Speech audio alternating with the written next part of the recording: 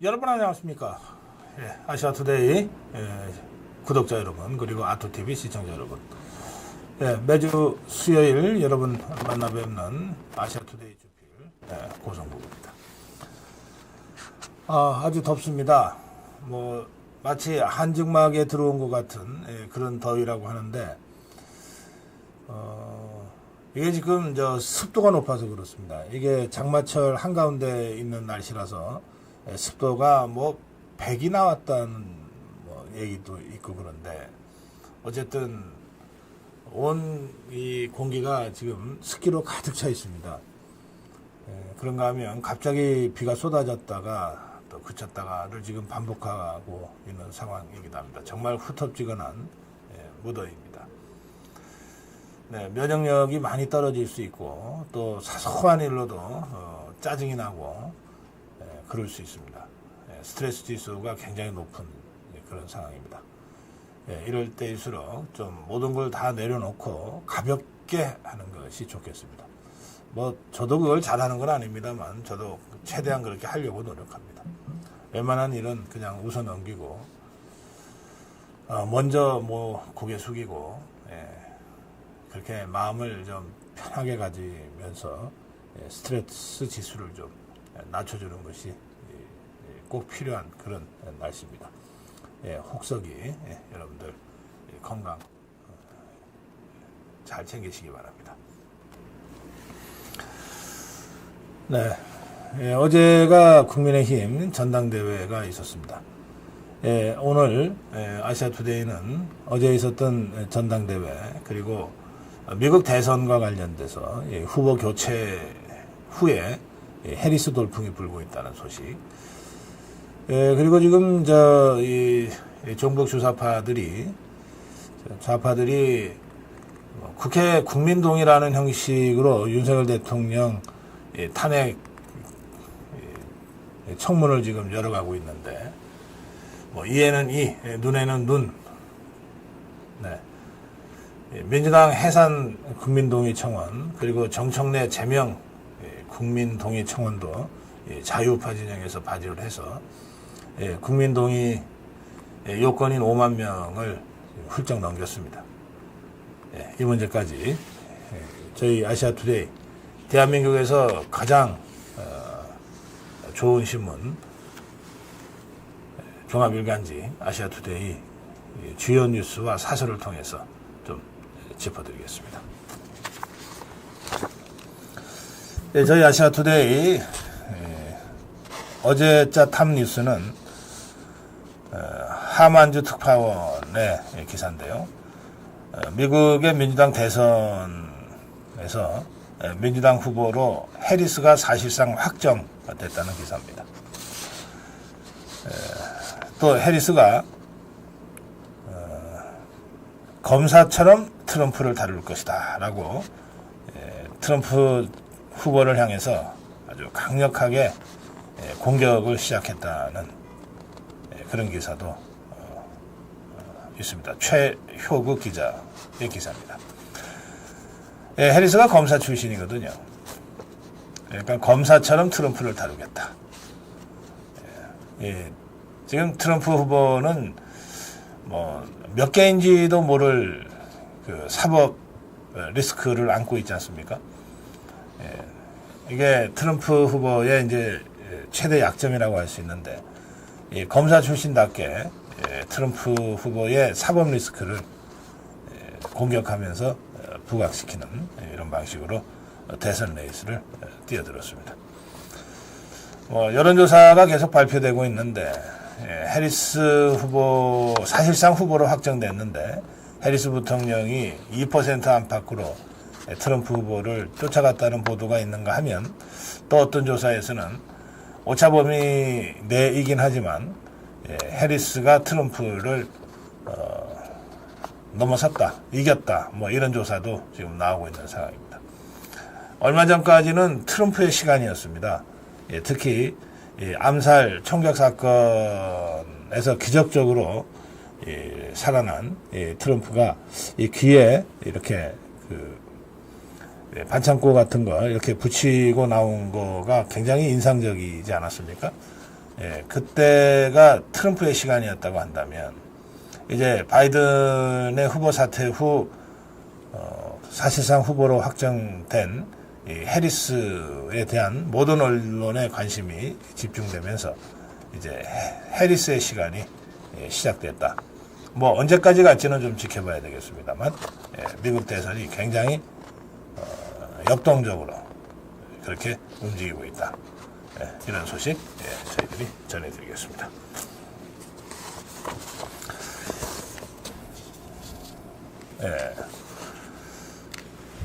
아시아투데이 김영은 기자는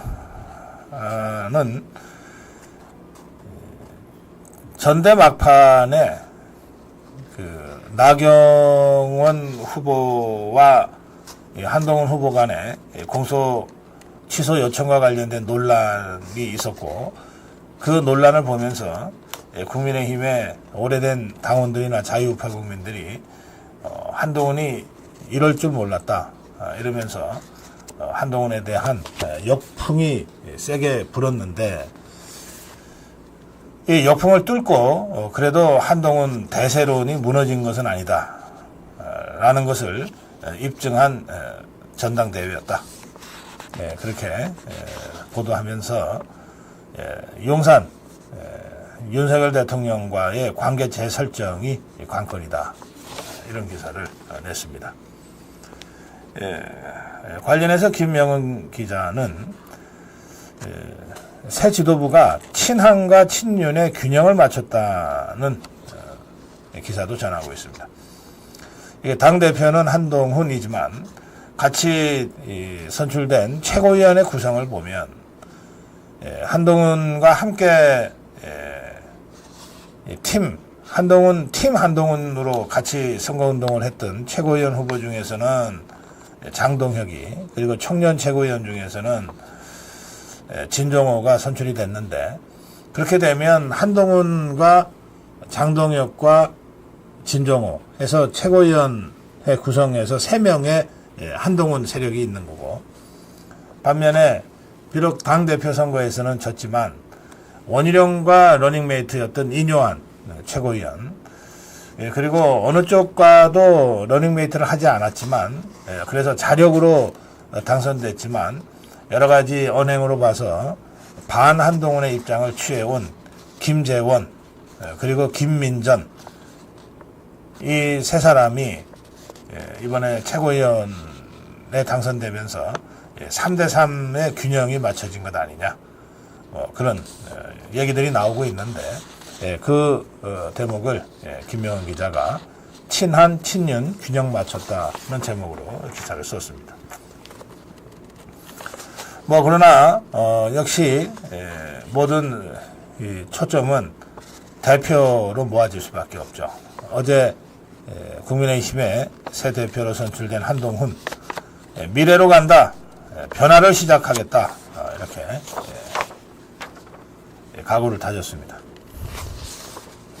그런데 어제 전당대회 결과 발표되기 전에 윤석열 대통령이 먼저 제1호 당원으로서 전당대회에 참석했습니다.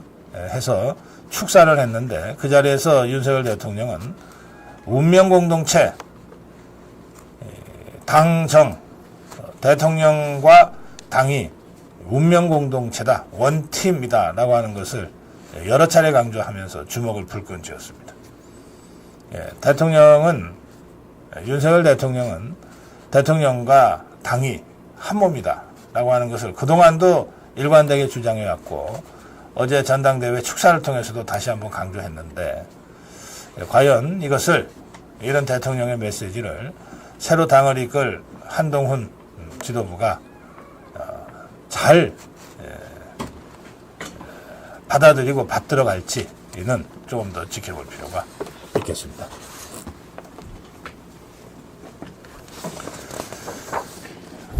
저희 아시아투데이 사설은 바로 이 문제를 다루고 있습니다.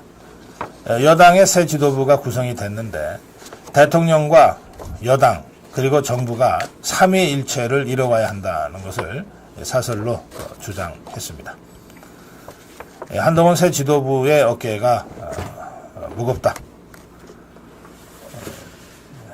총선 참패 후 위축된 당을 다시 이렇게 세우는 문제도 있고, 더 근본적으로는 대통령과 당의 관계를 제대로 설정하는 이런 숙제들이 남아있다. 이렇게 지적했습니다. 그러면서 지금은 비상시국이다. 지금은 비상시국이다. 윤석열 대통령의 전당대회 축사처럼 한 배를 탄 운명 공동체다. 이것을 어떻게 앞으로 구현해낼 것인지가 국민의힘 새 지도부의 첫 번째 과제이자 숙제다. 이 점을 아시아투데이 사설로서 다시 한번 강조하고 있습니다. 아시아투데이 사설로 또 하나 제기한 문제는 민주당에 대한 겁니다. 지금 민주당이 국민동의 청원이라는 형태를 빌어서 사실상 윤석열 대통령 탄핵 몰이를 하고 나선 데 대해서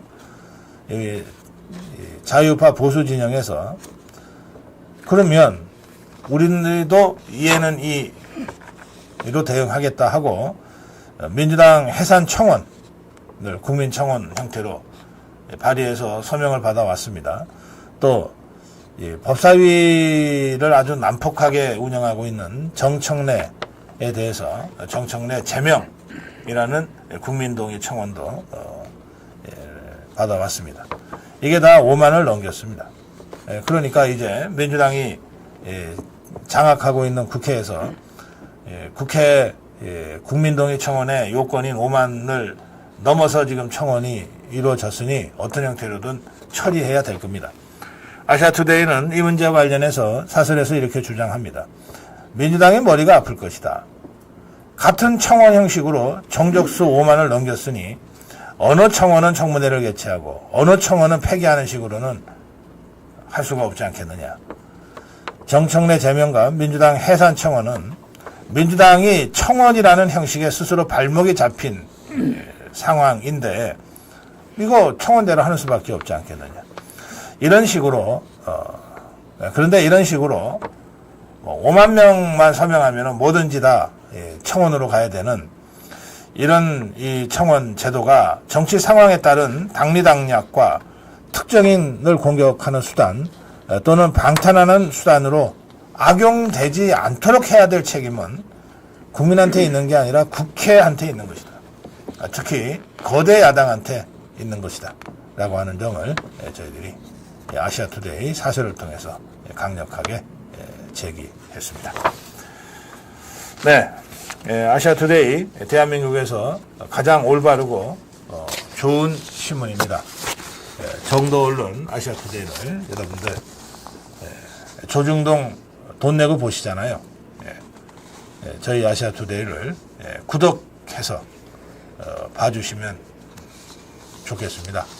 그리고 대한민국에서 가장 좋은 신문이니까 이 아시아투데이를 1년 구독을 해서 정말 가깝고 소중한 지인들한테 선물하는 것도 아주 멋진 일이 되지 않을까. 그렇게 제가 여러분께 강력하게 추천하겠습니다. 자, 아시아투데이 주요 기사와 사설 내용 이렇게 전해드렸고요. 자, 지금부터는 우리 어벤져스 토크 배틀 진행하겠습니다. 법성TV 이승우 대표 나오셨습니다. 네, 아주 뜨거운 여름, 후덥지근한 여름 즐겁게 해드리기 위해서 최선을 다하겠습니다. 이승우입니다. 김경국TV의 김경국 대표 나오셨습니다. 예, 김경국입니다. 열심히 하겠습니다. 네, 바로 들어가겠습니다. 여러분들, 이 어벤져스 토크 배틀은 여러분들이 댓글로 참여해서 여러분들의 그 아주 기지와 이런 말 솜씨를 뽐내는 시간이 있습니다. 제가 진행자로서 보면 아직까지 여러분들 시청자들의 이 재치와 기지를 뛰어넘는 패널은 제가 본 적이 없습니다. 두 분께 죄송스러운 말씀이지만 뭐 제가 그렇게 느껴지는 걸 어떡합니까? 죄송합니다. 네. 오늘은 어떨지 좀 기대하겠습니다.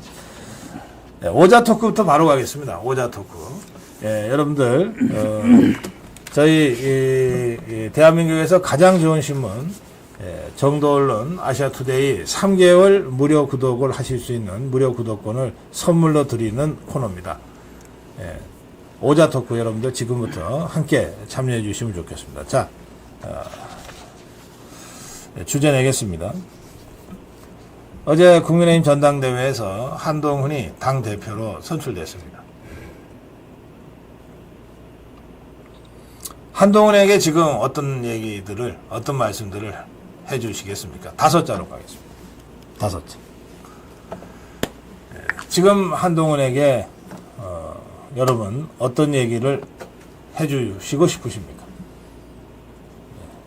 5자, 오자 토크로 여러분들의 마음, 여러분들의 생각을 표현해 주십시오. 자, 5자입니다. 내자 써놓고 느낌표 치는 식으로 편법으로 하지만 안 됩니다. 우리 시청자들께는 제가 그걸 허용하지만 그래도 우리 전문 패널들이신데 자, 들어주세요. 여당의 당수, 여당의 당수 라는 말을 해주고 싶다. 네. 예. 그냥 느낌표 쓰신 거 하세요. 어떡하겠어요? 제가 갑자기 된 질문인데. 독불 장군하고 느낌표 꽝 찌셨습니다. 예. 지금 한동훈한테 하고 싶은 말. 여당의 당수 독불 장군 나왔습니다. 여당의 당수 어떤 네. 뜻입니까? 한동훈 대표는 이제 검사 아니고요. 법무부 장관 아니고 비대위원장도 아닙니다.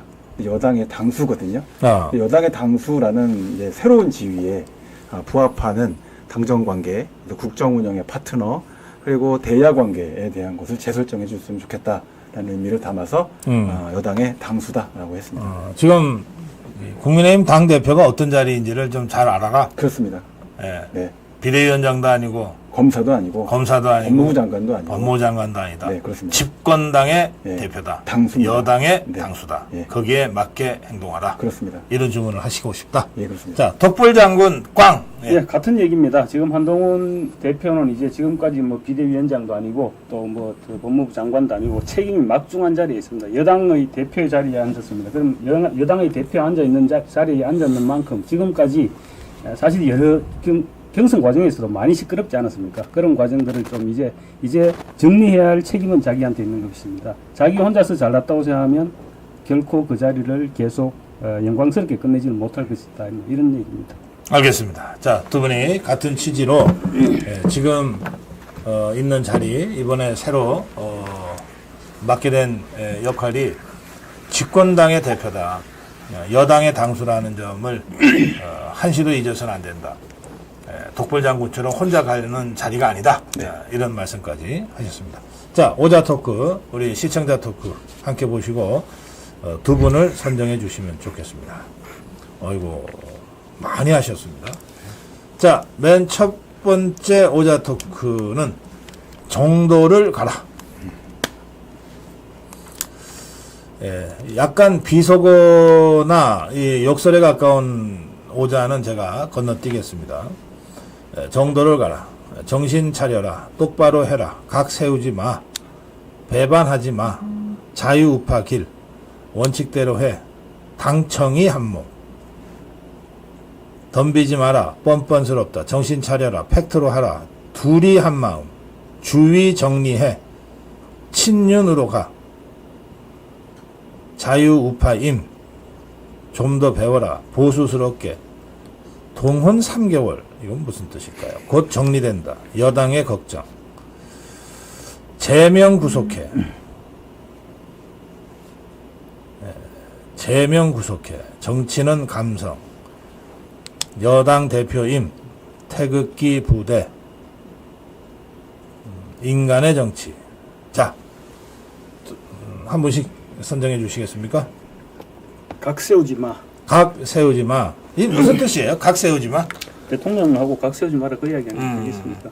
원래 정치는 좀 각이 살아야 된다고 근데 지금 각을 세우면 엣지가 있어야 지금 된다고 각 세우면 안 되죠. 왜냐하면 지금까지 각을 세워왔는데 지금 또 각을 세우면 각 세우지 말자고 오늘 저녁에 밥도 먹자는데. 저는 사실 정치인한테 각 세우지 마라 그러면 뭐 호랑이한테 이빨 빼라는 얘기랑 비슷해서 저는 이렇게 말씀드리고 싶어요. 종북 주사파들한테는 제대로 각을 좀 세워라. 그러나 우리 편한테는 우리 편한테는 따뜻한 마음으로 다가가야지. 그렇죠. 지금 각 세울 때는 아니죠. 자, 네, 저는 좀 더 배워라. 좀 더 배워라. 네. 지금 이제 뭘 더 배워야 될까요?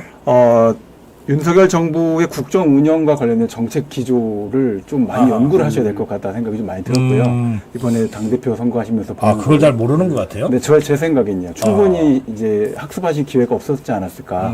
그래서 이제 당수가 되셨으니까 네. 다양한 형태의 이제 국정 운영과 관련된 핵심 관계자들을 만나실 수 있잖아요. 네. 그러니까 충분히 좀 더 그걸 배우시면 좋겠고, 대통령이 무엇을 고민하고 있는지, 그리고 어느 부분까지 고민하고 있으면서 이런 여러 가지 법안들을 쟁점화시키지 않으려고 하고 계신지, 이런 부분에 대한 것들을 좀 많이 연구하고 배우시면 좋겠다. 뭐 충분히 머리가 좋으신 분이시잖아요. 그러니까 열심히 좀 더 배우고 연구하시고 하시면서 당수로서의 어떤 지위를 자각하시면 저는 좋겠다 알겠습니다. 생각이 듭니다. 네. 각 사유지만은 이상옥님이 올리신 오자입니다. 이상옥님 축하드립니다. 자, 그리고 좀 더 배워라. 아까 선정하신 게 좀 더 배워라죠? 네네. 좀 더 배워라님은 좀 더 배워라 오자 토크 하신 분은 김정순님입니다. 김정순님. 예, 두 분 축하드립니다. 우리나라에서 최고의 정도 언론입니다. 아시아투데이. 3개월간 무료로 보실 무료 구독권을 드리겠습니다. 3개월 본 다음에 딱 끊지 마시고 그때부터는 꼭 구독 해주시면 좋겠습니다. 3개월 보고 다시 오자 토크로. 그거 좋은 방법이네. 네. 자, 오늘 제가 그 KBS 라디오 제가 진행하는 전격 시사에 김재원 최고위원이 나왔습니다. 그 해병대원 특검과 관련된 질문을 제가 드렸더니 김재원 최고위원이 이렇게 답변을 했어요. 이 해병대원 특검법을 제3자 추천하는 한동훈식으로 하려면 법안을 발의해야 된답니다. 네네. 근데 법안 발의를 그냥 뭐 국회의원 10명이 그냥 연명해서 하면 할 수도 있지만 이걸 하려면 어쨌든 당대표의 의지를 갖고 하는 거니까 당론으로 추진해야 되지 않겠느냐. 네네. 근데 그거는 원내대표 권한이지 당대표의 권한이 아니다. 당은 당규상 원내대표의 의견과 당대표의 의견이 원내 전략과 관련해서 갈릴 경우가 있을 텐데, 그리고 이게 합의가 안 될 경우가 있을 텐데, 그럴 경우에는 원내대표에게 우선권이 있다고 당헌 당규에 못 박혀 있다. 따라서 이 문제는 아무리 한동훈 대표가 선거 때 공약하고 의지를 갖고 추진한다 하더라도 기본적으로 추경호 원내대표의 몫이다. 이렇게 설명하더라고요. 네. 이게 당헌 당규상 그렇게 돼 있는 것까지는 잘 몰랐습니다. 근데 설명을 듣고 보니까 그럴 것 같아요. 네네. 그래서 한동훈 호가 출범을 하는데 지금 좌파들의 공격은 주로 의회라는 공간을 통해서 이루어지잖아요. 물론 이제 광화문에 촛불 들고 나타나기 시작했습니다만, 예, 그건 나중에 따로 좀 논의하기로 하고. 그럼 이 국회라는 공간에서 이루어지고 있는 종북 주사파들, 야권의 공세에 그 맞서는 1차 책임은 원내대표한테 있다. 이제 이런 얘기가 되는 거죠. 그래서 이 한동훈 대표와 추경호 원내대표의 하모니, 이게 원내 투톱, 당 투톱이라고 하는 이 두 사람의 호흡이 진짜 중요한 국면이다. 이렇게 생각합니다. 이 문제 관련해서 어떤 조언이나 제안을 하신다면 어떤 말씀들을 해주시겠습니까? 김경국 대표. 한동훈 대표는 사실은 원내 경험이 없지 않습니까? 국회의원 경험이 없죠. 네. 국회의원 경험이 없고 또 지금도 현재도 국회의원도 아니죠. 국회의원도 아니기 때문에 일단 원내에서 일어나는, 저는 방금 지필님 하신 말씀 100%, 200% 공감을 합니다. 네. 원내에서 일어나는 일은 일단은 추경호 원내대표가 당 경험도 많습니다. 국회의원 정치 경험도 많고 국회의원 경험도 많고 하니까 추경호 원내대표가 맡아서 하되, 중간중간 충분히 상의할 일은 있을 거거든요. 네. 방금 좀 전에 말씀하셨던 그 최상병 특검법 이런 부분도 당 대표가 되기 전에는 혼자 생각을 할 수 있습니다. 혼자 생각을 할 수 있지만 당 대표가 되면 법안을 발의하고 해야 되는 부분 같은 당에서 충분한 토론을 하고 그리고 토론에서 결론을 내기 쉽지 않으면 많은 의견에 따라야죠. 당원이면 그런 의미에서 추경호 원내대표와 원내 문제는 충분히 상의를 하는 것이 바람직하다. 그렇게 보는 것이 맞을 겁니다. 그리고 지금 이제 투톱으로 말씀을 드리니까 추경호 원내대표가 중요하지만 대체로 이 입법사안과 관련된 당론은 정책의총회에서 국회의원들의 총의로 결정하잖아요. 물론 거기서 표결로까지 가는 경우는 거의 없습니다만. 예. 그렇죠. 이렇게 토론하면서 이렇게 흐름을 만들고 만장일치로 당론 결정하고 이렇게 해야 소속 의원들이 이탈 없이 뛸 거 아닙니까? 그렇죠. 그런데 그 역할도 물론 의총 소집 권한이 당대표한테도 있지만 1차적으로 원내대표가 그걸 하는 거거든요. 그게 자연스러운 방식이다. 이런 말씀 제가 첨가드리고요. 네. 정당은 사실 원내와 원외 자체의 조직을 보면 굉장히 방대한 조직입니다. 그렇기 때문에 당대표로서 뭐 여러 그 정당과 관련된 이런 책들을 보면 권한을 잘 분배하고 그 분배된 권한을 잘 결합시키고 그리고 전체 조직을 통일적으로 유기적으로 움직일 수 있게끔 만들어지는 역할을 당대표가 적극적으로 수행을 해야 된다라고 하고 있습니다. 그러니까 1차는 권한을 잘 배분하는 것이다라고 생각을 합니다.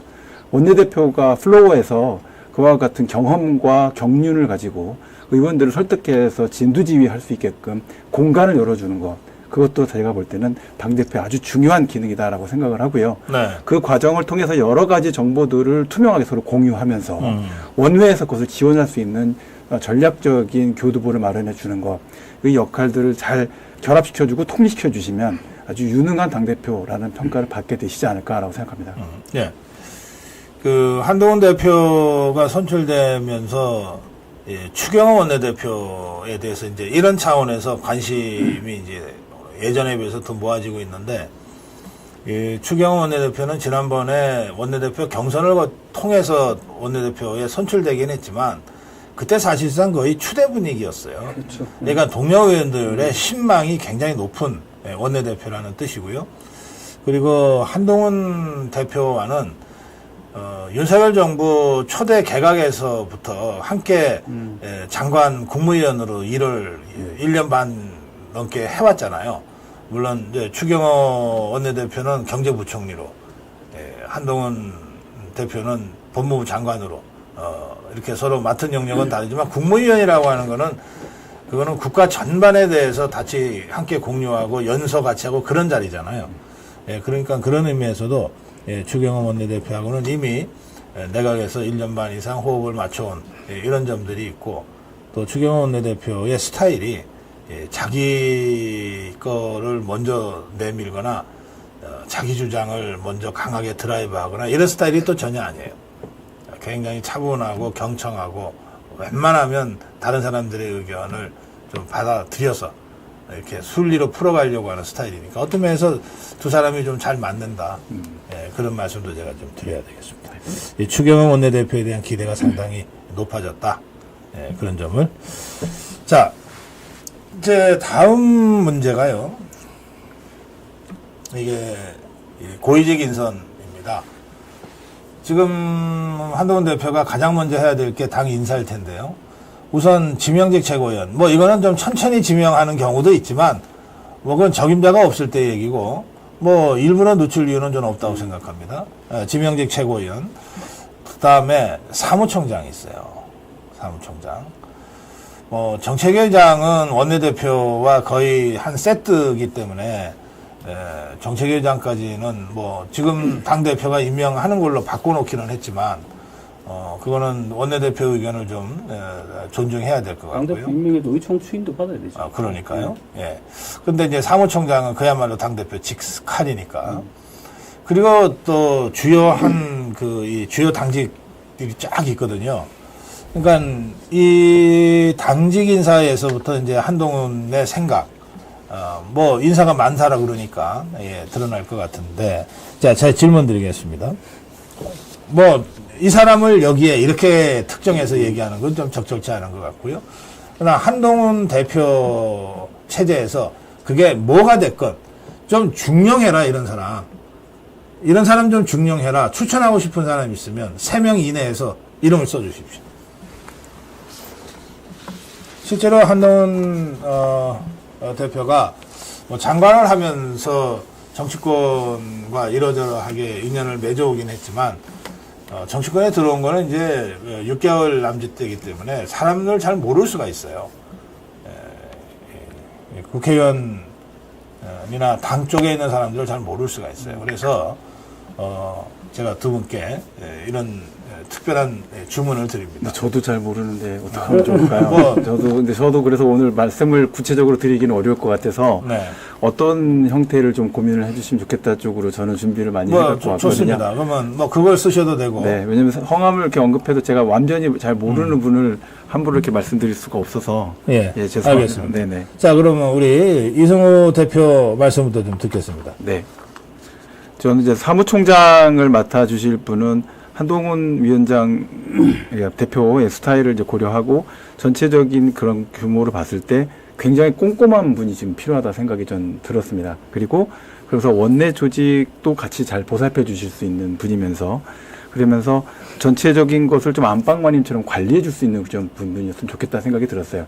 왜냐하면 한동훈 대표께서 이번에 전당대회나 이렇게 비대위원장 하실 때 보여줬던 모습들이나 법무부 장관 하실 때 모습도 보면 굉장히 스마트한 부분이 있지만 굉장히 공격적인 모습들을 많이 보여주셨거든요. 그런 부분 때문에 지금 그거를 좀 끌어안아줄 수 있는 그런 좀 성품을 갖고 계신 분이 사무총장 역할을 맡아줄 수 있으시면 좋겠다. 그럼 네. 당대표 비서실 것 같은 개념보다는 전체 사무를 총괄하는 그런 느낌을 좀 잠깐만요. 네. 사람을 잘 몰라서 사람 이름은 거론하기 어렵다고 그러시면서 어쨌든 컨셉은 제시하셨는데 네네네.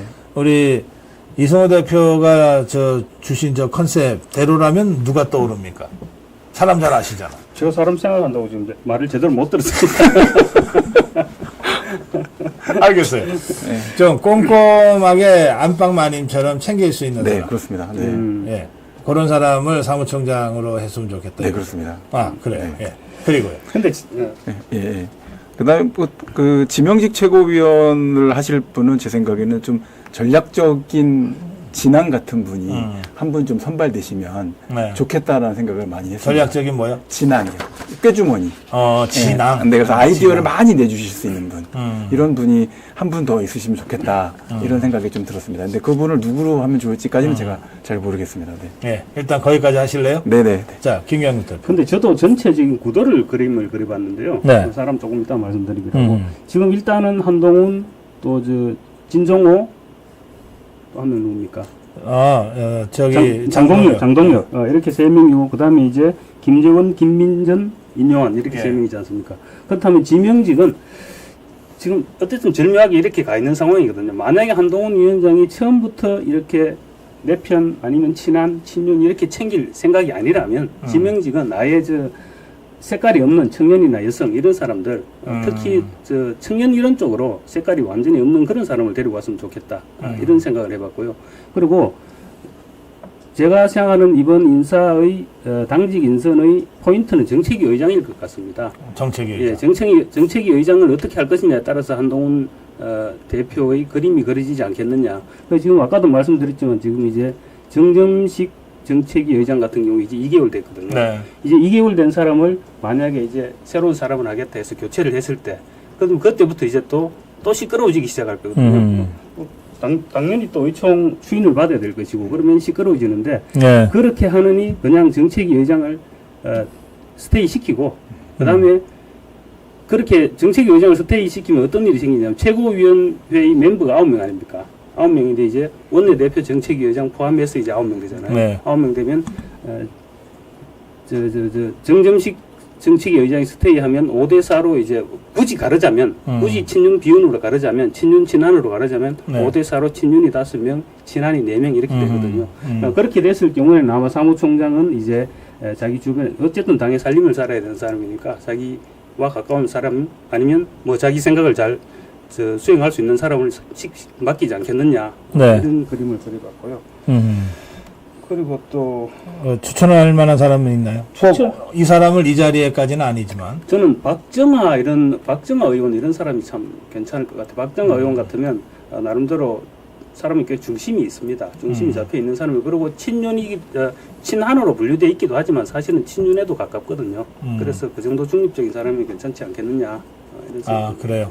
예, 박정아는 원주 지역구 의원입니다. 재선 의원인데 보도에 보니까 어제 전당대회 끝나자마자 한동훈과 10여 명의 국회의원들이 저녁을 밤늦게 했다 그러던데 그 자리에는 국회의원들은 그 캠프에 직접 뛸 수가 없어요. 당원 당규상. 이제 편법으로 국회의원들은 자기 밑에 있는 보좌관을 캠프에 파견을 했어요. 그래서 주로 그 보좌관 파견한 국회의원들과 아마 한동훈이 저녁 늦게 한 것 같은데 그 자리에 참석 멤버들을 보니까 박정아가 껴있더군요. 껴있었어요? 네. 10명 했다는 소리는 들었는데 네. 멤버는 못 봤어요. 네, 뭐 아주 핵심이었던 모양입니다. 네, 하여튼 뭐 그러나 저러나 뭐 친한이고 뭐 반한이고는 사실은 지금 이제 별 의미가 없으니까. 어쨌든 뭐 또 대선 캠프에서도 네, 열심히 그래요. 뛰었고 하니까. 네, 그래서 뭐 역량이 되면 발탁하는 거니까. 어쨌든 우리 김경국 대표는 박정아 의원을 추천했습니다. 또 혹시 추천할 만한 사람이 있습니까? 예, 없으면 넘어가도 돼요. 예, 사람 추천하는 게 쉬운 일은 아니죠. 예, 자 그럼 다음으로 가겠습니다. 그리고 종종 이런 일도 있어요. 제 방송에서 추천하면 안 되더라고. 고성국이랑 가까운 거보다 하고서 일부러 뭐 빼기도 한다 그런 얘기도 제가 예전에 지금 한동훈이 그럴 거라는 건 아니고 예전에 그런 경험이 좀 있습니다. 뭐 누설된 줄 알고 그렇게 생각하실 수도 있죠. 네. 예. 자,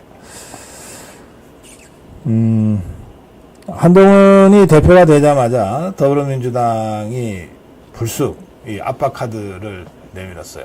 야, 특검법 처리해라. 네 처리한다고 그러지 않았냐. 어떻게 보십니까?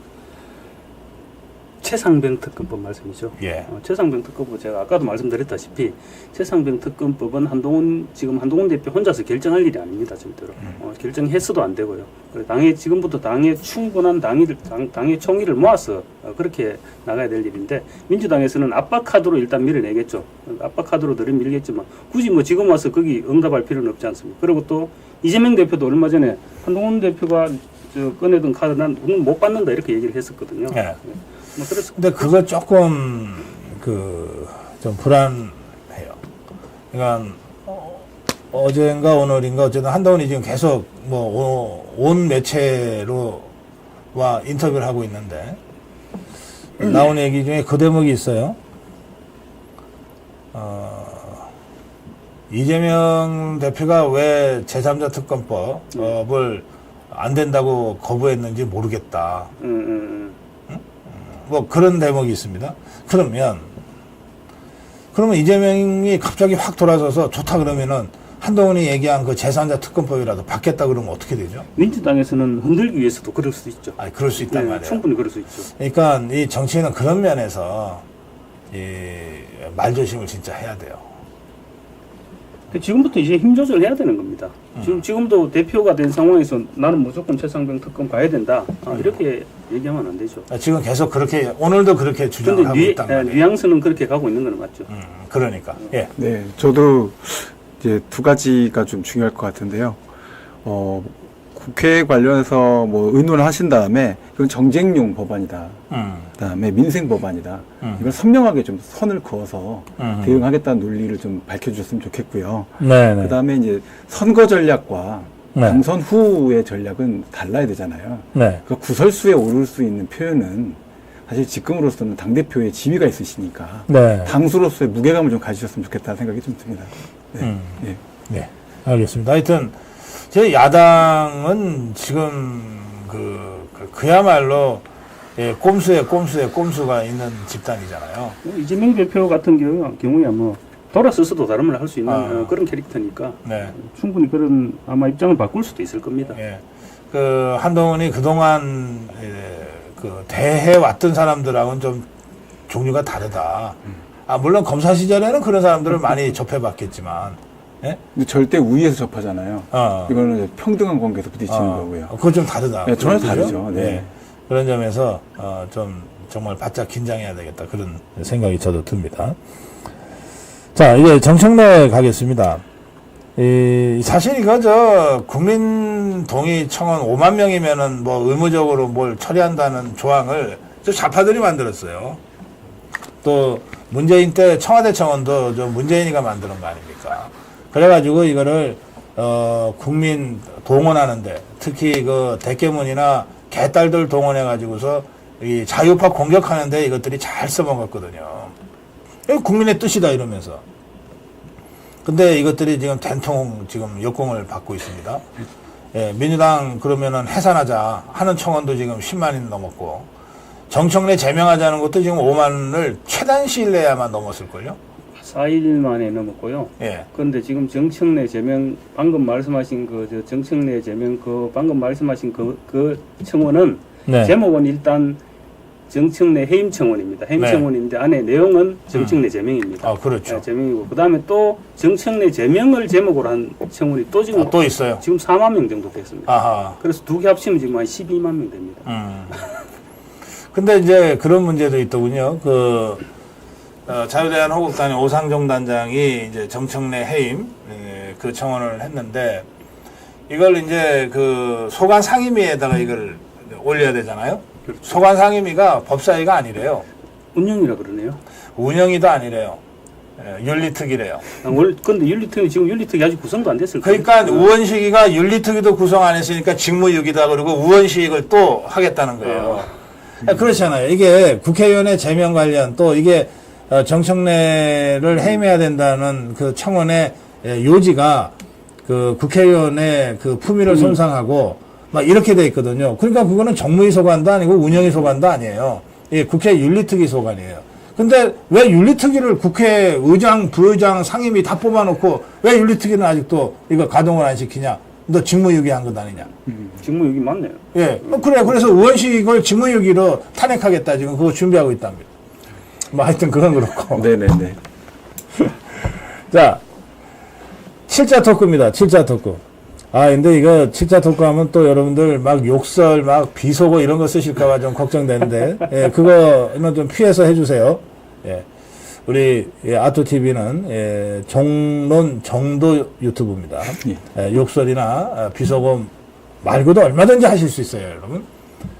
정청래에 대해서 지금 한마디 하신다면 무슨 말씀을 하시겠습니까? 7자로 가겠습니다. 7자 토크. 우리나라에서 최고 좋은 이 종합일간지 아시아투데이 3개월 무료 구독권을 여러분께 2분 선정해서 선물로 드리겠습니다. 자, 7자 토크 여러분들 함께 해주십시오. 지금 정청래한테 한마디 하신다면 여러분 어떤 말씀을 하시겠습니까? 자, 들어주세요. 청래야 집에 가자. 7자래. 야, 그거 어떻게 잘 맞추네. 청래야 집에 가자. 꼼장어는 석쇠에. 이건 또 뭔 소리야?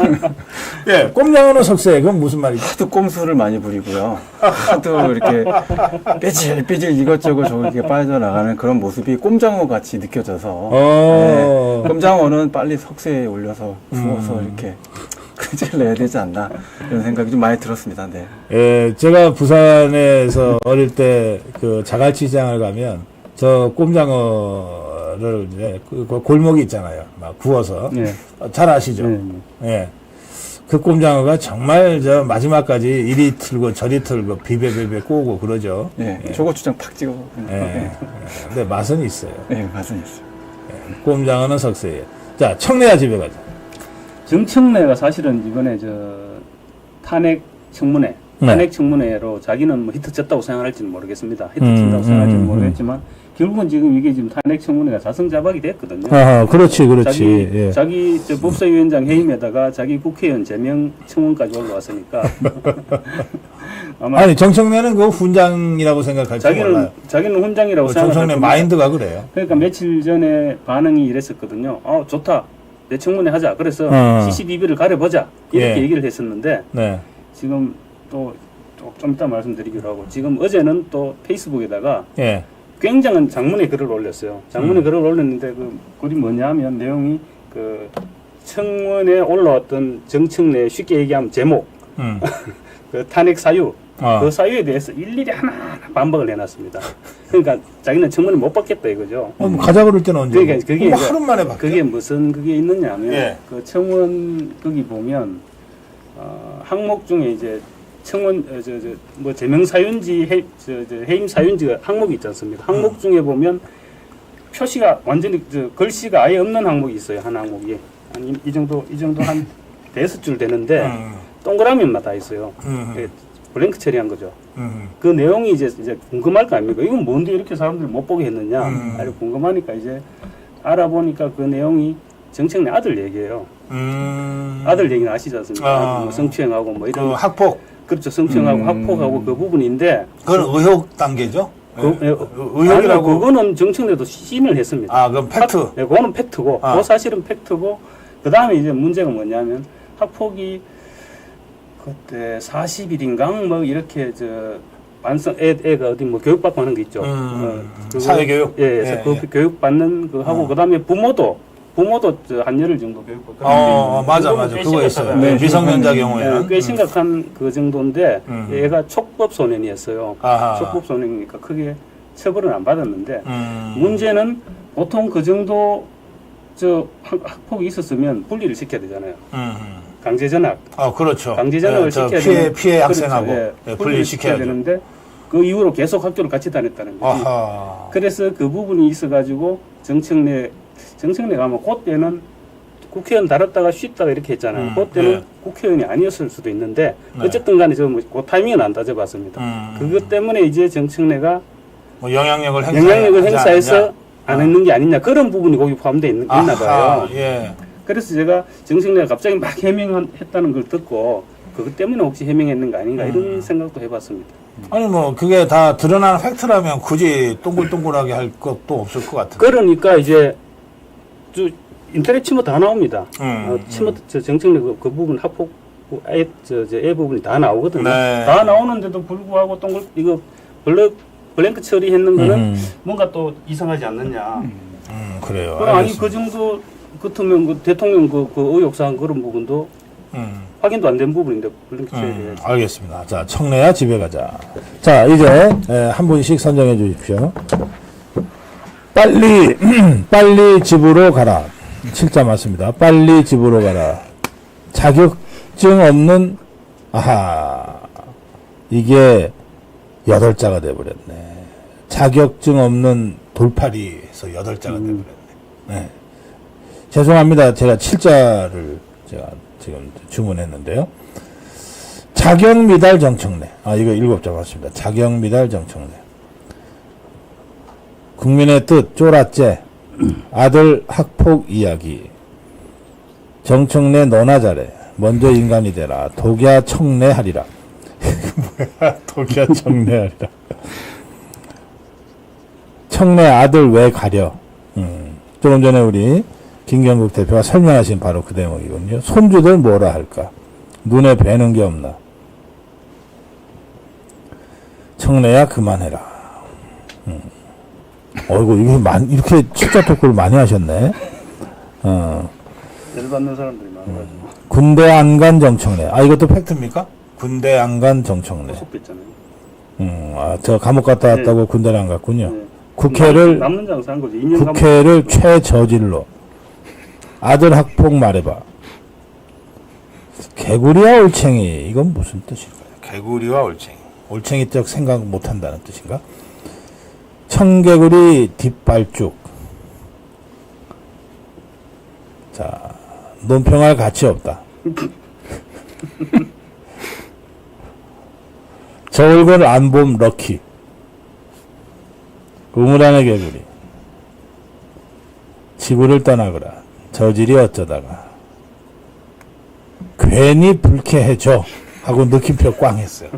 괜히 불쾌해져. 꽝. 그 부모의 그 아들. 자, 이쯤 할까요? 네.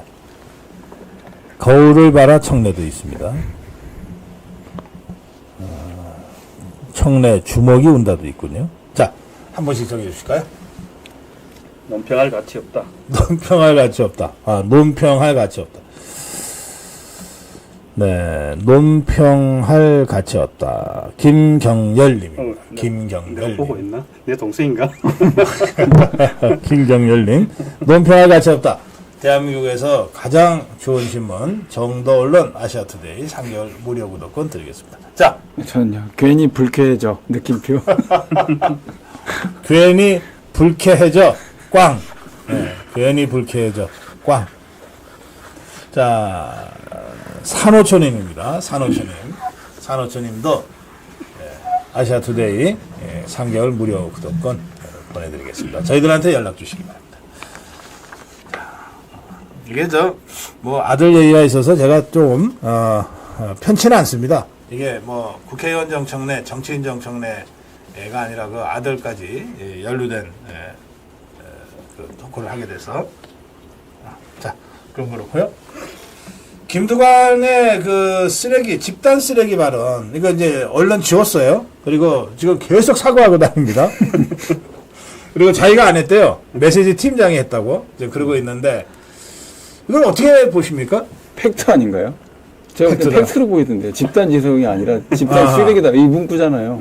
네. 저쪽 당은 팩트 얘기하면 사과하게 돼 있는 당인 모양이에요. 네네네. 아까 너무나 저는 와 그런 표현을 스스로도 느끼고 있구나 그런 생각을 했거든요. 네. 그거를 뭐 보좌관이 썼다고 해도 아무래도 그 안에서 아무도 얘기 안 하는데 혼자서 내피셜로 쓰진 않지 않습니까? 그렇게 강경한 표현을 수도 없이 서로 얘기를 했으니까 논란이 돼서 뭐 내리고 사과를 했는데 라디오 인터뷰에서 물어보니까 속마음 들켰나요? 뭐 또 그랬대 김두관이.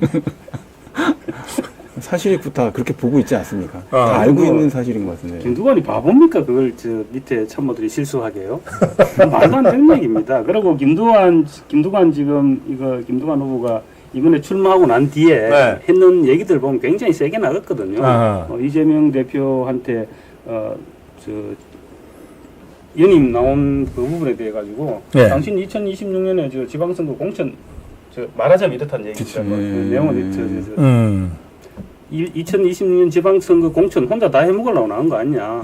그래서 당신들 친명들 다 챙겨주려고 그런 거 아니냐. 뭐 이런 식으로도 얘기를 했고 당신은 안 된다. 그다음에 사법 리스크 방탄 때문에 이번에 나온 거 아니냐. 이런 식으로 얘기를 쭉 해왔거든요.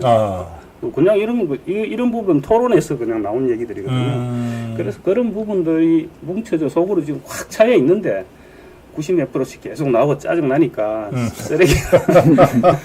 쓰레기를 폭발. 아니 그것도 라임을 맞춰서 했더라고 처음 발언이. 그렇죠. 집단지성이 아니라 집단 쓰레기다. 그렇죠. 처음 발음이 집단지성이 아니라 집단 쓰레기로 변한 집단은 정권을 잡을 수도 없거니와 정권을 잡아서도 안 된다. 그러니까 라임이 괜찮아요. 굉장히 센 발음이. 그러니까. 뭐 제가 볼 땐 뭐 그 내용 관련돼서는 안에서는 다 그렇게 생각하고 있지 않을까. 그렇게 대부분의 좀 깨어있는 분들은 그 점을 다 고민하고 있지 않을까 이런 생각도 많이 들었습니다. 근데 정성호 이재명의 좌장 정성호가 야 이거 90개석 나오면 이거 별로 안 좋은데 뭐 그리고 좀 쓴소리도 했다 그럽니다. 그래서 쓴소리를 했다고 하는데 뭐 그래도 그나마 우리가 쭉 지켜봐오면 정성호 의원은 그나마 친명들 중에서는 조금 이야기가 통하는 사람이죠. 제정신이 아직 있어요. 조금 남아 있는 사람인데 정성호 의원이라고 뭐 이재명 생각을 모르겠습니까? 근데 이제 이렇게 나오니까 그렇게 던지는 말이 아닐까 그렇게 보는 게 맞을 겁니다. 알겠어요. 자, 뭐 더불어민주당 사실 이재명 좀 억울할 것 같아요. 아니 내가 91%밖에 안 되는데 저 99%짜리도 있는데 왜 나만 갖고 그래? 뭐 북한이요? 아니 어디요? 99.9%. 어디? 혁신당. 예, 거기. 저는 그 팬클럽인 줄 알아서. 예. 아니 그게 웃기는 게 아니 뭐 200명에서 99.9% 좋다 나올 수도 있다 칩시다. 근데 저 투표한 인원이 제가 찾아봤는데 32,000명인가요? 32,000명이 넘어요. 네네. 거기서 99.9%가 나왔다는 거는 이건 아버지보다 더한 거 아닙니까? 그렇죠. 팬클럽이니까 그렇게 가능한 거예요. 저게요. 북한도 저걸 하면 100%는 안 나와요. 그렇죠. 예, 하여튼 뭐 99.8인지 99.9지밖에 안 나와요. 예, 하여튼 뭐 이렇게 실수를 한대. 일부러 하는지, 뭐, 진짜 실수인지 몰라도 한대. 저 깜짝 놀란 게요. 아, 민주주의 국가에서 정당에서 저런 숫자가 나올 수가 있구나. 그런 얘기인 즉슨 내부에서의 가스라이팅이 이제 거의 뭐 100% 순금같이 이루어지고 있다. 이런 생각이 좀 들어서 놀랬고요. 근데 좋은 점은 그냥 보고서는 별로 놀랍지는 않았어요. 뭐 그럴 수도 있겠다. 그렇게 생각이 좀 들긴 하더라고요. 평상시에 하시는 거 봐갖고. 아니 뭐 이름에 조국이 당명에 조국이 들어가 있는데 뭐 그러니까요. 네. 자, 예, 여기서 이제 마무리해야 되겠습니다.